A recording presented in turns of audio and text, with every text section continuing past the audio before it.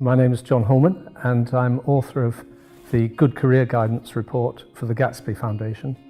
This report was the result of a piece of work that we did in 2013-14 when we visited 6 countries, met teachers, met pupils, met ministry people, school leaders to find out what they considered good career guidance looks like.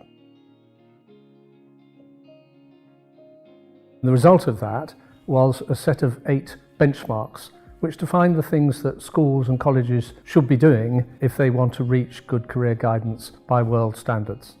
The important thing about these benchmarks is that you need to do all of them. You need to meet all of them if you really want to have good career guidance. People sometimes say to me, which is the most important benchmark? And I answer, there isn't one. They're all important and you need to be meeting all of them. After publishing the benchmarks, we ran a pilot in 16 schools and colleges in the northeast of England, where we were asking the schools and colleges to try to reach the 8 benchmarks. Now, at the beginning of the pilot, they weren't doing very well, and we found that very few of them were meeting more than a small number of benchmarks. But over 2 years in the pilot, they made spectacular progress. When we asked ourselves the question, where does this progress come from?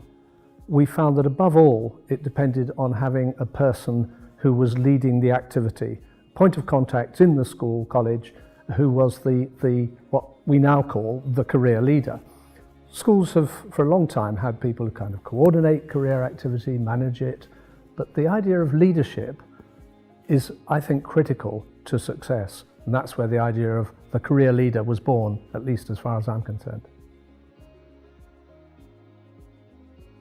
Careers guidance is a complex activity in any school or college, and it involves many different players, both in the school and outside.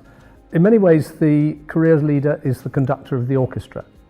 So this person needs to be a coordinator of activity, a manager who makes sure that things happen in the right way and at the right time, a networker who is good at making contacts with employers outside school and all the critical players inside the school, and perhaps above all, a leader, someone who will make people want to follow, will motivate people to carry out all of these activities because they know that they're important for the future of the young people in the school or college.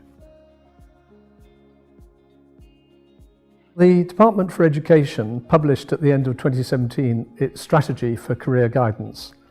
And schools are now expected to follow the Gatsby benchmarks in their careers programme. So for the first time, we have Gatsby benchmarks recognised in government policy.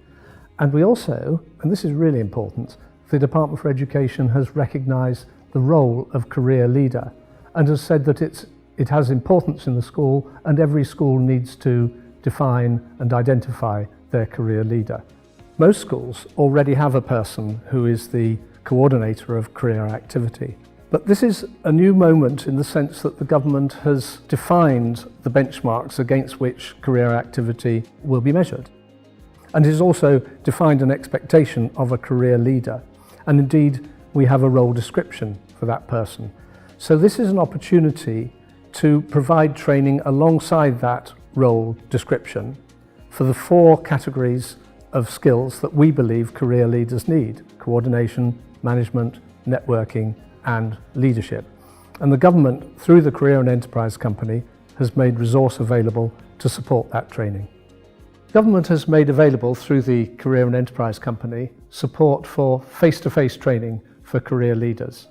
But you might also be interested in this 12-hour online self-study programme which has been produced in partnership by the Career and Enterprise Company and Teach First for those who are interested in the career leader role either now or in the future.